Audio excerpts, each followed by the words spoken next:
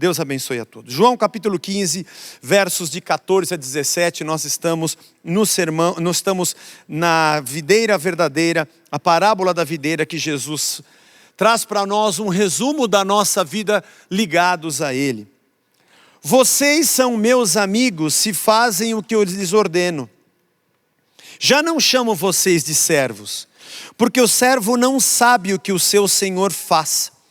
Mas tenho chamado vocês de amigos, porque tudo o que ouvi de meu Pai eu lhes dei a conhecer.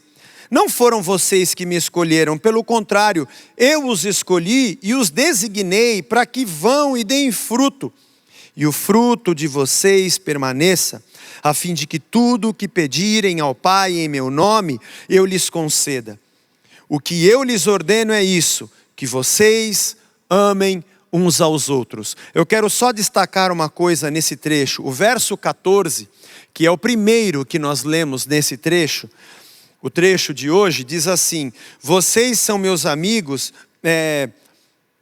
se fizerem o que eu vos mando. Vocês são meus amigos se fizerem o que eu vos mando. Aliás, perdão irmãos, os números estão me atrapalhando. O versículo 12, me perdoe. O versículo 12, que não é o tema de hoje, foi da semana passada, me perdoe. O versículo 12 diz: o meu mandamento é esse, que vocês se amem uns aos outros. E o verso 17, é isso que eu ordeno, que vocês se amem uns aos outros. O verso 12 e o verso 17, Jesus começa e encerra um assunto dentro de uma perspectiva, a perspectiva do amor, que começamos a falar semana passada, e vamos continuar hoje encerrando no verso 17. Senhor, nos abençoa e fala ao nosso coração nesta manhã, através da Tua palavra, e o Teu santo evangelho nos edifique e nos dê vida em Cristo. Amém. Amém. Falamos a semana passada sobre nos amarmos uns aos outros, mas agora no verso 14, Jesus começa dizendo alguma coisa que a princípio parece muito antagônica. Porque Jesus veio como um servo. Ele diz em Mateus 20, 28, eu não vim para ser servido, eu vim para servir e dar a minha vida em resgate de muitos. Foi o que o próprio João relata no seu evangelho, quando João Batista vê Jesus e diz: eis o Cordeiro de Deus que tira o pecado do mundo. Apesar de ser o Rei dos Reis e Senhor dos Senhores, ele é anunciado como o Cordeiro que vem ao sacrifício. Ele é anunciado como alguém que se entrega. João capítulo 10, versos 17 e 18, se eu não me engano citamos semana passada, quando Jesus diz: por isso o Pai me ama, porque eu dou a minha vida para reavê-la. Ninguém a tira de mim, eu espontaneamente a dou. Eu tenho poder para dar e para reaver, esse mandato eu recebi de meu Pai. Jesus veio como servo, a palavra servo é a palavra doulos, que quando você traduz para servo a palavra grega, nós temos diferentes palavras gregas. Preciso me lembrar agora que não foi o tema de hoje sobre servo. Não me lembro agora se ergates é para isso. Mas enfim, eu já fiz um estudo sobre isso aqui na igreja, sobre os servos. Hiperetes, se eu não me engano também. Mas a palavra que Jesus usa, que demonstra a sua condição e a nossa, é a palavra doulos. A palavra doulos é a palavra escravo. Mas não é apenas um escravo comum. A palavra escravo aqui, doulos, ele é o escravo dos escravos. Todo doulos tem um Kyrios, porque Kyrios é Senhor. Mas seria possível que alguém que fosse servo de alguém e tivesse um senhor a quem ele servisse, e na sua casa tivesse um servo que lhe servisse. Ou seja, alguns tipos de servos poderiam ser ao mesmo tempo servos em uma situação e senhores em outra. Mas o doulos é o servo dos servos. O doulos é aquele que nunca será senhor. Era a condição mais baixa do serviçal. Tanto é que se alguém visse um doulos, perguntaria: quem é o seu Kyrios? Tem alguém que é o seu dono, tem alguém que te comanda e tem alguém que tem a posse do seu trabalho e da sua própria vida. E Jesus se coloca como esse servo nas mãos do Pai. E quando fala sobre o nosso serviço, ele fala sobre essa nossa escravidão. Nós somos doulos de Cristo. Nós nos entregamos para sermos escravos. Mas é interessante nesse texto de João, que Jesus diz: eu já não chamo vocês mais de doulos, eu chamo vocês de filhos, eu chamo vocês de amigos, porque vocês fazem o que eu vos mando. É o que diz o verso 14. O judeu sabia muito bem o que era isso, parece um texto antagônico, mas ele nos manda ser doulos e sermos servos dele, e agora ele nos chama de amigos. Na cabeça do seu público judeu, quando Jesus disse isso, eles sabiam o que isso significava, mas de um outro jeito. Claro, todo escravo, ele tem que fazer o que o seu senhor ordena, para o seu senhor ficar feliz. Muito bem, você fez o que eu pedi. Afinal de contas, a ordem vem de cima para baixo, e eu preciso fazer o que o meu Senhor pede, para que Ele possa me elogiar. E o judeu sabia muito bem o que era ser escravo. Na sua história, eles já tinham sido escravos no Egito, de Faraó. E essa escravidão era uma marca na sua história, porque ali Moisés tira o povo para guiá-lo para a terra prometida. Eles sabiam o que significava a escravidão, porque eles já tinham passado o povo de Israel já tinha passado pelo cativeiro assírio, e sabia o que era ser deportado, e sabia o que era ser oprimido. E também na sua história, Judá já tinha enfrentado a Babilônia, e sabiam o que era ser exilado, sabiam o que era ter a sua terra assolada, e ser colocado debaixo de outro tipo de senhorio. O judeu tinha na sua mente também a guerra que houve pouco antes do Império Romano, onde Judas Macabeu consegue libertar das mãos dos gregos a nação por 102 anos, se não me engano. E era muito difícil estar debaixo daqueles comandos da Grécia, ali na Transjordânia. E também sabiam o que era ser escravo, porque naquele momento atual, eles estavam sob o domínio de Roma. Na antiguidade, os escravos podiam até comprar a sua liberdade. Havia alguns dispositivos em algumas, não vou dizer nações, mas culturas. Naquela época não tinha-se essa ideia, mas em algumas culturas havia. E Israel também tinha. Como é que a gente deixa de ser escravo? Porque essa ideia de relação com os senhores, na antiguidade, ela já tinha o contorno de suzeranos e vassalos. Meredith Kline, que é um teólogo americano, ele fala a respeito disso. Ele é doutor, aliás já é falecido, faleceu em 2007, e a sua especialização era exatamente em assiriologia e egiptologia, dentro da teologia. E ele faz um paralelo sobre as alianças e os pactos que eram feitos na antiguidade com os povos antigos, com a vassalagem e a suzerania.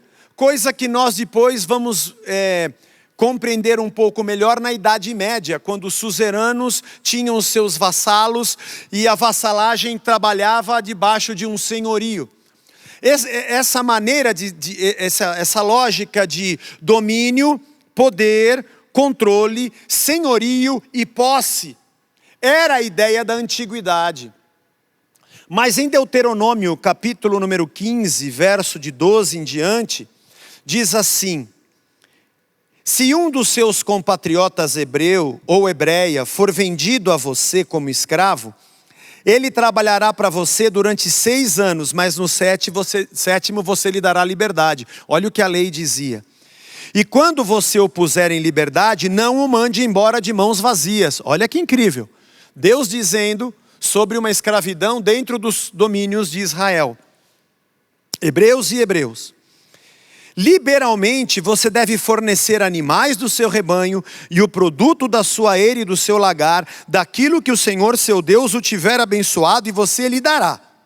Lembre-se que você foi escravo na terra do Egito e que o Senhor seu Deus o resgatou. Por isso eu estou dizendo essa ordem a você. Olha que bonito isso. Você já foi escravo no Egito. Quando você tiver um escravo, um hebreu te for vendido, por 6 anos só ele vai ser escravo. Depois você vai liberá-lo, mas não de mãos vazias. Se você sabe que você foi escravo no Egito e Deus te libertou com a tua mão cheia, então você vai abençoá-lo com o produto do seu campo e com os seus animais. Verso 16: se porém o escravo disser, não quero me afastar de você, porque ama você e a sua casa, e por se sentir bem com você, então você deve pegar um furador e furar a orelha dele na porta, e ele será seu escravo para sempre. Faça o mesmo com a escrava que quiser ficar. Olha que coisa incrível. Ele vai ficar agora por amor. A ideia na cabeça do judeu, quando se diz, eu não chamo vocês de dulos, eu chamo vocês de amigos, fazia com que na mente do judeu, talvez essa grande quantidade de informações, nós fomos escravos, eu sei o que é ser escravo, eu entendo o que é a relação entre o senhorio e entre a servidão, eu sei o que a lei diz sobre escravos e serem livres, mas por que ele está dizendo que nós vamos nos chamar de amigos, ou ele vai nos chamar de amigos? Eu sei, é porque nós obedecemos e nós estamos dizendo sim, sim, sim, sim, com medo de sermos chicoteados. Não é essa, apesar disso estar no imaginário daquelas pessoas. O que Jesus está dizendo aqui diz respeito ao jeito que nós entendemos a nossa relação com Deus e a nossa relação com o próximo. Porque nós obedecemos e por isso Ele nos chama amigos, mas nós não o obedecemos porque temos medo dEle. Nós não obedecemos porque temos medo do chicote dele. Nós não obedecemos porque queremos alguma coisa em troca. Nós não obedecemos porque nós queremos um dia ter a nossa liberdade e poder ir embora e queremos ser seus amigos. Nós o obedecemos porque esse Kyrios se fez doulos diante de nós. Porque esse Senhor não nos tratou como a vassalagem. Esse Senhor não nos tratou com chicote, esse Senhor não nos tratou com ódio, esse Senhor não nos oprimiu com suas leis, esse Senhor não arrancou o nosso couro, esse Senhor não se alimentou da nossa força e da nossa energia, e esse Senhor não cobrou a nossa morte para pagar a sua vida. Esse Senhor simplesmente veio para ser servo. Desceu os degraus da sua posição de suzerano e disse, estamos juntos, e sentou com pecadores, e conversou com prostitutas, e entrou em Samaria, e falou com estrangeiros, e curou a mulher que era Cirofenícia, das partes de Sidom, que era uma terra inimiga, de Tiro e Sidom. E quando nós olhamos ele fazendo isso, dissemos, mas ele é Senhor e está fazendo isso. Ele comprou a nossa liberdade.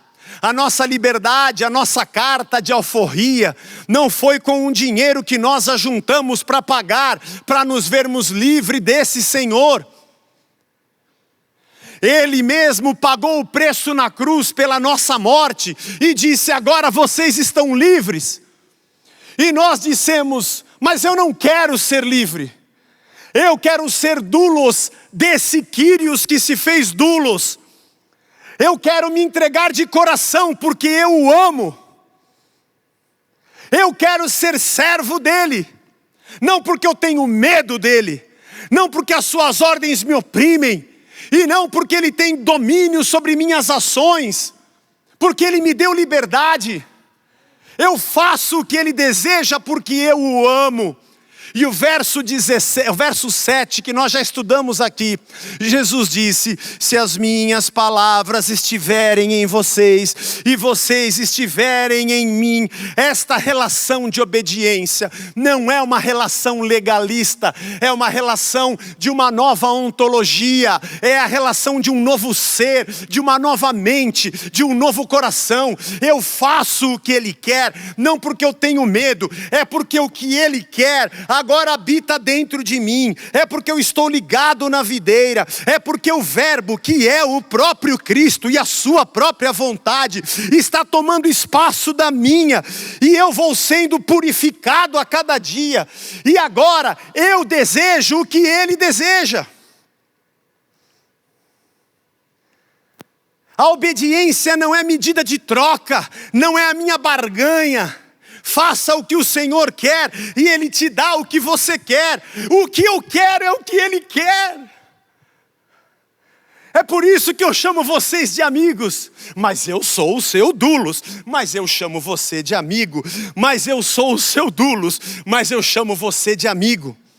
Há pessoas que hoje acreditam na graça, a chamada hipergraça, de que você é igual a Jesus, de que você é como Ele, porque Ele te chama de amigo, porque Ele te colocou numa posição de destaque. Sempre o nosso ventre, a nossa barriga, a nossa sede de poder, a nossa vontade de termos domínio, de sermos deuses, faz a gente acreditar num pseudo-evangelho, num outro evangelho que não é o evangelho, que nos trata, que nos leva a viver a barganha com Cristo. De baixo para cima, eu digo: eu sou dulos.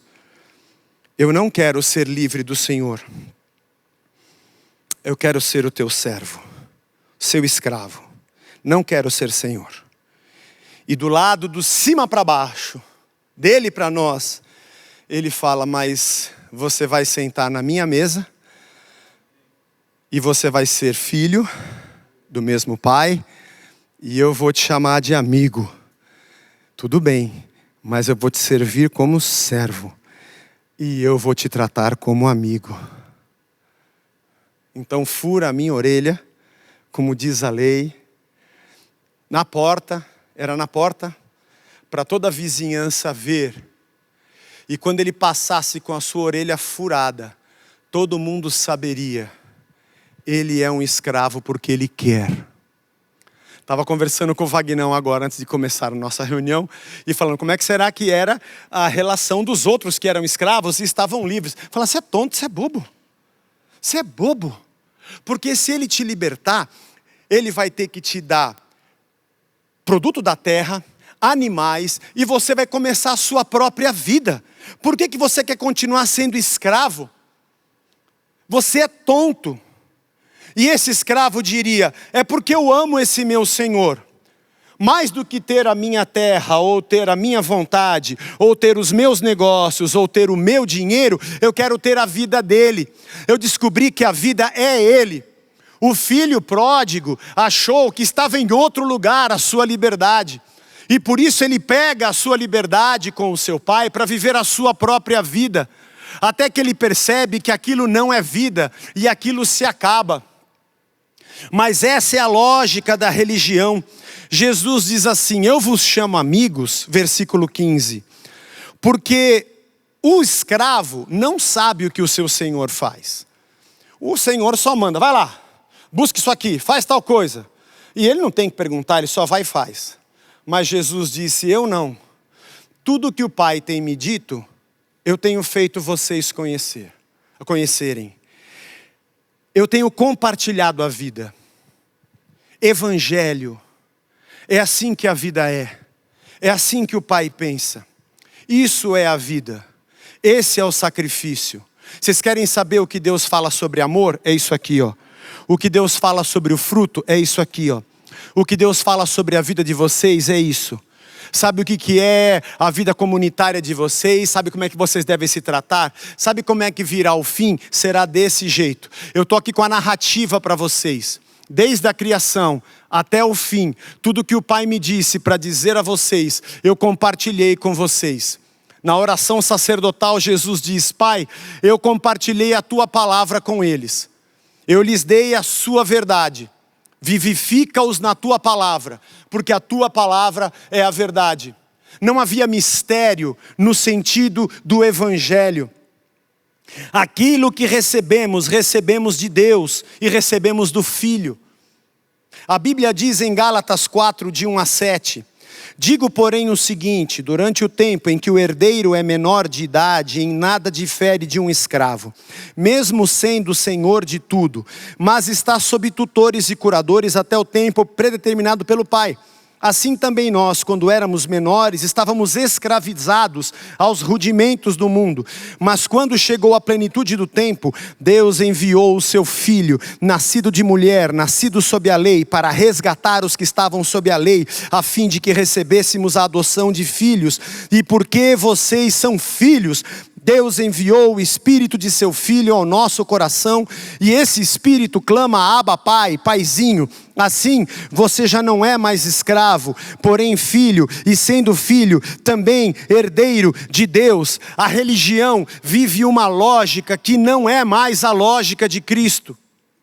Em Cristo nós temos uma nova maneira de entender a nossa relação. Deixa eu gastar 2 minutos com isso. O Antigo Testamento, o povo vivia na lei. A lei regulamentava como deveria ser a vida do povo. Você não vai matar, você não vai furtar, você vai honrar o seu pai e a sua mãe, você vai guardar o sábado, você vai fazer, enfim, todos os mandamentos. Honra teu pai e tua mãe, não matarás, não adulterarás, não dirás falso testemunho. E mais, o livro de Levítico, cada pecado tem um tipo de oferta, tem um tipo de sacrifício. E você deve ir ao templo, quantas vezes você deveria ir, que tipo deveria ser a oferta por qual tipo de pecado, quando tivesse lepra, quando tivesse enfermidade, como deveria se aproximar do sacerdote, quando o seu boi entrasse na plantação do outro, como é que deveria ser cuidado. Você deveria ler a lei, tem de tudo lá. A vida do ser humano, do judeu, estava ligada àquela lei. Mas a lei também regulamentava a vida do sacerdote. Como seria a sua linhagem a partir de Arão? Como era o seu serviço? Quais eram os ofícios desde o tabernáculo? Deixa eu tentar lembrar aqui. Os gersonitas, eu não vou lembrar, faz muito tempo. Os 3 filhos de Arão, as 3 descendências, que deveriam cuidar do tabernáculo, dos utensílios e do transporte e do serviço do templo.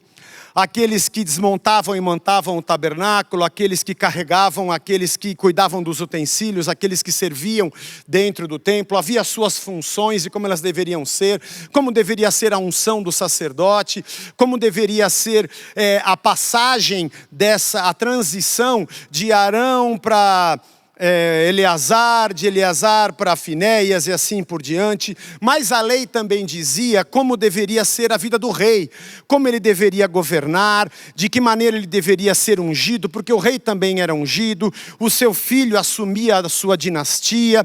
Então olhar para a lei era o povo, o sacerdote e o rei olharem como eles deveriam viver.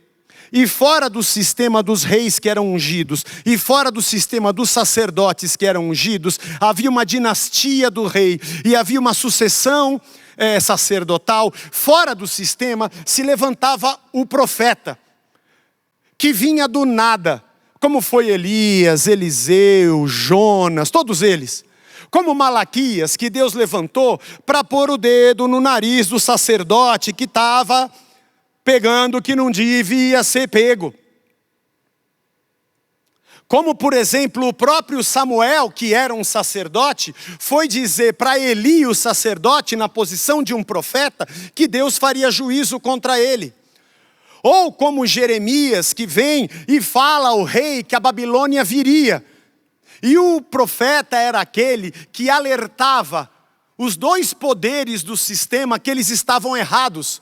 Porque havia corrupção entre os sacerdotes, e corrupção entre os reis, e corrupção na relação. E havia uma distorção da lei. E quando o profeta se aproximava, ele vinha para dizer: não é assim, não é assim. Era perseguido. queriam cortar o pescoço do profeta. Os pré-exílicos, os exílicos e os pós-exílicos. Profetas maiores e menores. Estude. Nós achamos que profeta é só o cara que tem a bola de cristal para adivinhar o futuro. Acho que isso é o que menos acontece. E o profeta sempre vinha como contraponto. Ele era aquele que desequilibrava o sistema corrupto que fugia da lei. E Jesus disse: quando vocês não conheciam a Cristo, é como se vocês tivessem uma herança e vocês ainda fossem pequenos e não poderiam tomar conta. Então tem um tutor. O tutor toma conta da riqueza enquanto você não pode, até que você cresça e seja maior. Lembra? Penélope Charmosa e o Silvestre Soluço, era ele que tomava conta da herança dela. Ela só não sabia que ele, na verdade, era o Dick vigarista, que queria matá-la para ficar com a herança. Esses desenhos evangélicos são maravilhosos.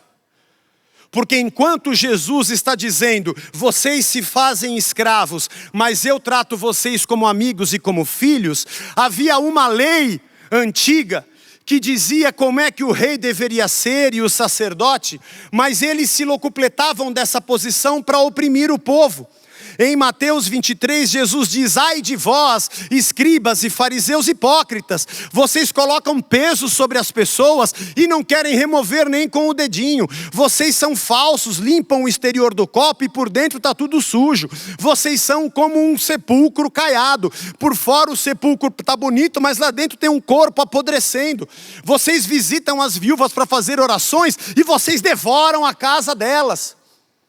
E em Lucas, no capítulo 16, verso 16, Jesus diz: a lei e os profetas, leia comigo, o que disse Jesus. Deus disse, a lei e os profetas duraram até João Batista. Desde esse tempo, o evangelho do reino vem sendo anunciado e todos se esforçam para entrar nele. Eu estou propondo para vocês uma outra relação.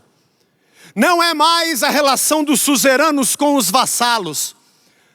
A lógica da religião, do domínio, dos fariseus que colocam 613 interpretações da lei para manter vocês debaixo deles. A lógica dos saduceus que fazem o comércio da religião. Jesus vem e vira essas mesas para dizer, essa lógica funcionou só até João Batista. Mas a partir dele, o que vale é o evangelho do reino. Isso tem a ver com a gente, Zé? Tem tudo a ver. Porque nós vivemos debaixo da opressão da religião. E a religião evangélica é tão opressora quanto qualquer outro opressor desse mundo. Aonde você tem líderes que são suzeranos. E um povo que é a vassalagem religiosa. 3 importantes pontos. É que essa liderança te mantém preso pela culpa. Sempre você acha que está faltando alguma coisa. Faltou oração, faltou ir na campanha, faltou a oferta. Eu sou culpado, é por isso que eu não prospero, é por isso que eu não sou abençoado. Aí cada dia que você vai tem uma bula. Uma bula para que você siga não sei quantos passos para prosperar, não sei quantos passos para ter honra, não, pensar e fazer não sei o que, ações que geram resultados. E você sempre é culpado, porque você não faz o suficiente. Em segundo lugar, você é preso à religião pelo medo. Porque se você sair daqui, você sai da minha cobertura espiritual. Você sai da minha terra. E nem para seguir a lei presta. Você vai sair daqui sem nada da terra, sem nenhum animal, e você vai perecer nesse deserto. Porque eu sou a autoridade espiritual sobre você. A culpa e o medo mantém pessoas debaixo de líderes que não têm nada a ver com Jesus Cristo e o seu amor.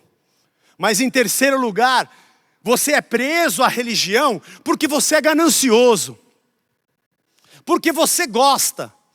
Porque nos últimos dias as pessoas vão se cercar de mestres, sentindo coceira nos ouvidos, não querendo dar ouvidos à verdade, mas querendo dar ouvidos aos líderes que te prometem a prosperidade, a honra, o bem-estar, a fama, o sucesso. E aí esse eixo, esse trinômio, onde há medo, culpa e ganância, te mantém presos a pessoas que te tratam como vassalos. E te sugam. Isso não é igreja de Cristo. Mas eu não tenho nada a ver com essas pessoas. Eu tenho a ver apenas com você, que é da Casa da Rocha, a quem eu sou responsável por ser um pastor doulos, e a dizer a você a verdade, que a sua vida não depende de mim, que a sua bênção não está em mim, que eu não te dou cobertura espiritual, patavinas nenhuma, que eu sou um ser humano de carne e osso como você, sujeito às mesmas intempéries, porque chove e faz sol em cima de todo mundo. Não tenho mais espírito do que você, porque todos nós temos o mesmo Espírito Santo. Todos nós temos a responsabilidade de termos a vida ligada na videira. E todos nós somos chamados de irmãos e de amigos diante dele, porque tudo o que ele tem nos dado a conhecer o que o Pai disse, somos nós na mesma mesa. Por um outro lado, um líder que fica cheio de mistérios, e dia tal, você tem que vir, porque eu vou falar uma coisa tal que ninguém sabe. Oh, é isso que eu preciso, e você será abençoado, é isso que eu preciso. E não sai daqui, porque vem praga na sua cabeça. Mas também você vai ganhar algum se você vier.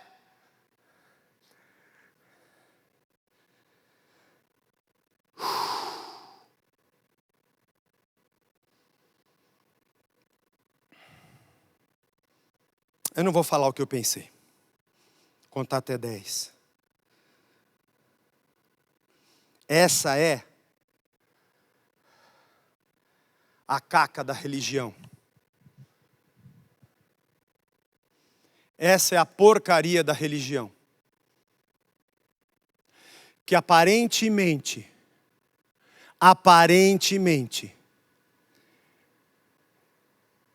te mostra te mostra emancipado, mas não liberto. Você canta, pula, fala de uma nova vida, mas você é escravo. Que você escolheu pela sua ganância. E que você serve porque você quer. E você carrega a culpa por causa dos suzeranos. Você tem medo de perder uma cobertura espiritual que absolutamente não existe, que a única marca que nos cobre é o sangue do Cordeiro, e sem ela nada de nenhum de nós somos nada, e é só dela que precisamos. E vivemos numa prisão, pseudamente emancipados, mas ainda escravos. Evangelho é liberdade. Colossenses 1,13. Ele nos libertou do poder das trevas e nos transportou para o reino do seu Filho amado, em quem temos a remissão dos pecados. Há um reino de amor, o reino do Filho que se fez servo. E quando nos aproximamos para dizer somos escravos, ele diz sim, vocês poderiam viver outra vida, mas a gente não quer. Então eu te chamo de amigo, e te chamo de irmão, e te chamo de filho. Evangelho da liberdade. Evangelho do amor. Evangelho sem domínios, sem amarras e sem visgos. As redes sociais hoje estão repletas de evangélicos que querem voltar à suzerania e à vassalagem. Evangélicos donos da verdade. Se você disser que votou em A, todo mundo que é do B vai querer te matar e vai te xingar. E se você disser que votou em B, todo mundo do B vai querer te matar e te xingar. Porque todos eles foram cooptados por ideologias e não se tratam como irmãos, mas sempre querem estar no pedestal dos vassalos, ou melhor, dos suzeranos, para tratar os outros como escravos.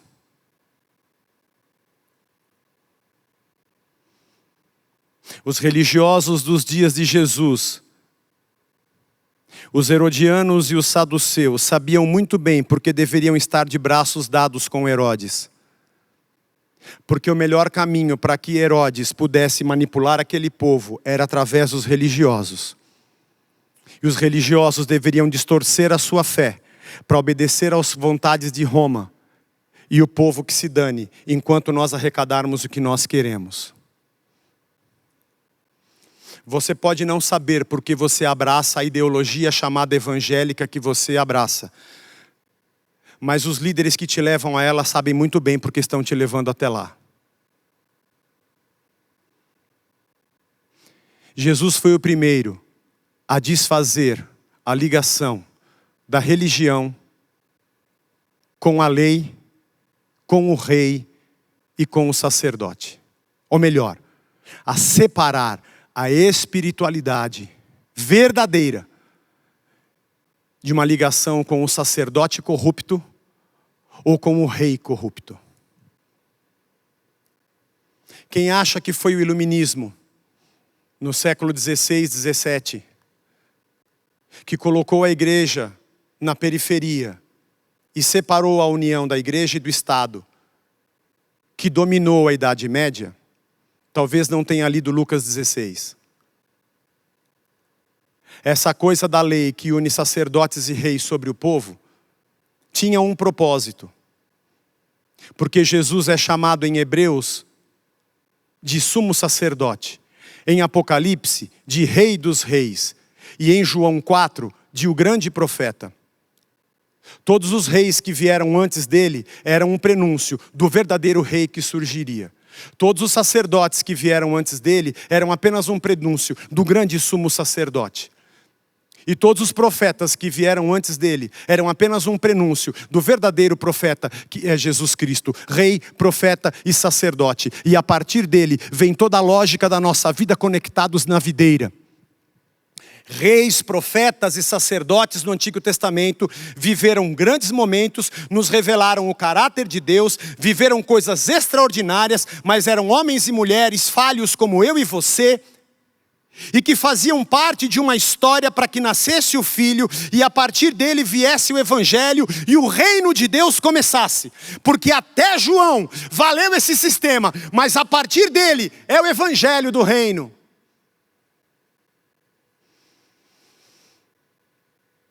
E Jesus diz no versículo 16,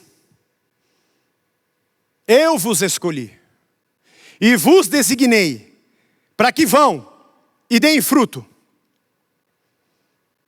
A criação de Deus é para que o homem seja frutífero, e dentro do homem existisse a vontade de Deus, e ele reproduzisse na terra o que Deus lhe deu, mas veio o pecado. E não podemos nos esquecer que mesmo que fosse um plano de Deus, reis, profetas e sacerdotes eram tão pecadores quanto eu e você. Por isso nós aqui na Casa da Rocha não vivemos essa besteiragem de querer a unção do Davi, a unção do Salomão, a unção de não sei quem. Eram homens como nós. Eu quero Cristo. Eu quero o Evangelho do Reino. Por melhores e maiores os sinais que possam ter vividos, eles não eram Cristo. E a lei e os profetas vigoraram só até João Batista. Agora é o Evangelho do Reino. Eu designei vocês para irem. O verbo significa, vai embora, vai por essa terra. E deem fruto, verbo fero, que nós já falamos sobre ele, carregando os frutos.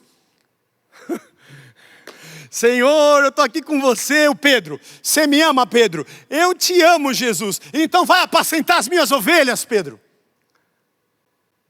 Vai pela Judéia, Jerusalém, até os confins da terra, carregando os frutos de gente que está ligado em Cristo, não de gente que está ligada à religião. A religião é um lugar onde você paga o que nunca vai ter. E a graça é o lugar onde você tem o que você nunca conseguirá pagar. Porque Ele te deu de graça. Nossa missão e nossa eclesiologia, o jeito que vivemos, nossa maneira de sermos líderes e ministros, a maneira de tratarmos pessoas, seremos conhecidos pelo amor que tivermos uns pelos outros. E se eu vivesse no Brasil assistindo as postagens que eu assisto e leio, a última coisa que eu queria ser na vida era um evangélico, com tanto ódio, ganância, gritaria, donos da verdade, suzeranos, imperialistas. A última coisa que eu queria ser era um evangélico, que aliás é a última coisa que eu quero ser na minha vida. Eu quero dizer, Jesus, eu quero ser um servo. Eu não sou nada. E eu não sou ninguém. Eu não sou o dono da verdade porque o Senhor é a verdade. Eu não quero ser dominador porque Tu és o meu rei. Eu não quero um lugar de destaque nem um lugar ao sol porque eu sou doulos. E eu te agradeço porque o Senhor me convidou para sentar na Tua mesa e o Senhor é Kyrios, o Senhor é Senhor. Eu não sou melhor do que ninguém nessa terra, eu sou um pecador como outro qualquer. Já tropecei, já levantei, já errei e já acertei. E eu não tenho garantia de que eu vou ser perfeito, porque no mundo nós, além de termos aflições, lutamos ainda contra o pecado. Mas uma coisa eu sei, eu quero estar ligado na videira, e eu quero conhecer o Evangelho do Reino. Prisão de suzeranos sobre vassalos, eu não quero nunca mais. E quando eu ministrar, ou for alçado a uma posição de destaque, enquanto muitos acham que eu cresci ministerialmente, como Cristo, eu vou descer os degraus para servir. Porque quem quiser ganhar a sua vida vai perdê-la. Mas quem estiver disposto a perder, vai achá-la. O Evangelho é um convite à morte. Bem-vindo à sepultura do seu velho homem. Espero que você tenha um novo nascimento, a partir de Cristo, e sejamos formados à imagem dele. Você que não é da casa e nos assiste, me perdoe se isso é contrário ao que você crê. Mas a minha responsabilidade é com essa galera que não está aqui e está em casa. Que Deus nos abençoe, queridos irmãos, de quem eu tenho uma saudade gigantesca. Que o Senhor te encha de graça. Mais uma semana passou, gente. Vamos embora. Está passando. Nós nunca imaginávamos, mas está passando. E como eu sempre digo, a gente só olha o dia que a gente vai poder estar junto de novo sem risco. E como isso vai ser maravilhoso. E que outro tipo de cristãos nós seremos. E o quanto essas palavras têm nos abençoado, nos ajudado. Vamos orar. Senhor Deus, muito obrigado. Porque a Tua palavra nos fere. Ela é uma espada de 2 gumes, que penetra e abre as nossas entranhas, separando a alma, os desígnios do coração, da Tua verdadeira vontade, da Tua palavra que é a verdade. Continua nos abrindo de alto a baixo, Senhor. Continua nos rasgando pela Tua palavra. Fazendo cada um de nós, olharmos para o espelho da verdade. Encarando o nosso pecado, nossa maldade, nossa injustiça, nosso desejo carnal e nossa religião dominadora. Eu quero estar ligado na videira. Obrigado porque o Senhor me chama de amigo, mas eu me entrego como um servo. Muita gente diz que eu sou tolo porque poderia estar livre disso, mas eu não quero. Eu quero te servir por amor. E o Senhor me designou para que eu ande por esse mundo, levando o fruto da tua transformação no meu testemunho e na minha vida. É isso que eu quero, com todos os meus irmãos que fazem esta mesma oração nesta manhã. Que o teu evangelho do reino nos transforme a cada dia e nos dê vida verdadeira. A ti toda a honra e toda a glória, em nome de Jesus. Amém. Amém. Deus te abençoe. Que bom que você ficou até agora. Um almoço maravilhoso de família para você neste domingo. E até o próximo, mais uma vez às 11 da manhã. Acompanhe nossas lives, os nossos estudos. E que o Senhor continue te dando força para superar. Estamos juntos, na graça de Deus. Fique na paz, um bom domingo e até o próximo.